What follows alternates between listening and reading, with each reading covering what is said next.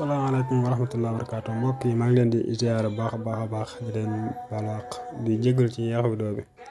vidéo bi ñu ci bëgg a jàngale maanaam ni gars yi di def ba mën a jël sa xaalis ci sa téléphone ci sa application Wave ci lu dul ñuy xam code ba. ni gars yi di def bay jël sa xaalis ci sa Wave te duñ xam code Wave bi moo leen bëgg a jàngale fii. Wave gii dafa dangereux lool donte Wave dangereux sax mais téléphone yi ci boppam téléphone digital yi ñoo dangereux rawatina yi am empreinte bi ci ginnaaw wala moo xam fu mu ko mën di am moom bu mu amee empreinte rek la danger bi daal di démarrer. ni gars yi def ba mën a jël xaalis jàmbur mooy kii moom xawma kii am code Wave bi xaw ma ko waxoon naa leen ko sànq nee xaw ma code Wave bi mais code téléphone bi xam naa ko. léegi damay dugg paramètre code Wave bi moom xaw ma ko mais xam naa code kii bi damay dugg paramètre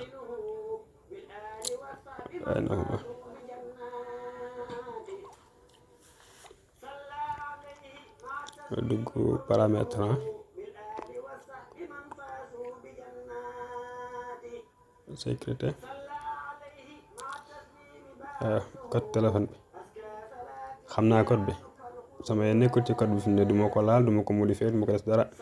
fii moom ma intéressé empreinte digitale gii fi laay dugg.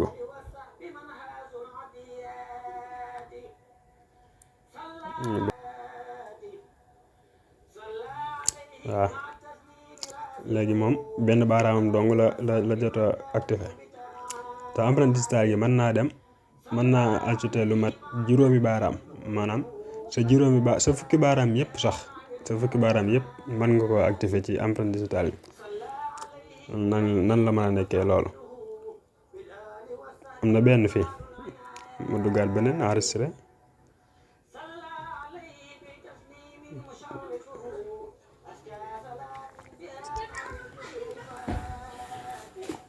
xool leen bu baax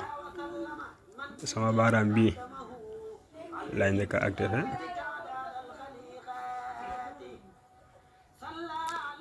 bu ma neexee ma laal bii bu mag bi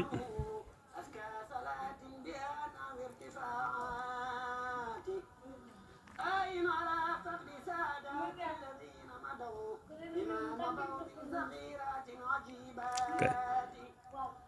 léegi activé naa empreinte digitale fi mu ne sa téléphone moom sécurité am bareetul empreinte digitale fi may laal muy tijjee ko waaw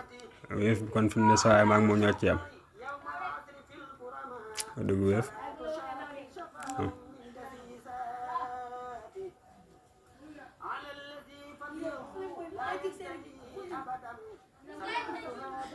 gisoo ma laal rek mu tijjee ko xaalis baa ngi noonu ma transfert xool numéro bi ma bëgg yóbbu càcc gi après ma envoyé ko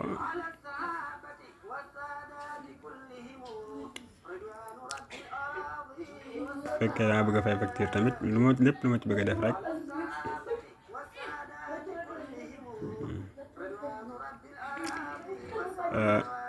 vidéo bi nag pour ñuy moytu di waxee suñuy code téléphone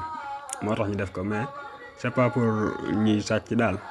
sàcc moo wax dëgg yàlla taxu ñoo jóg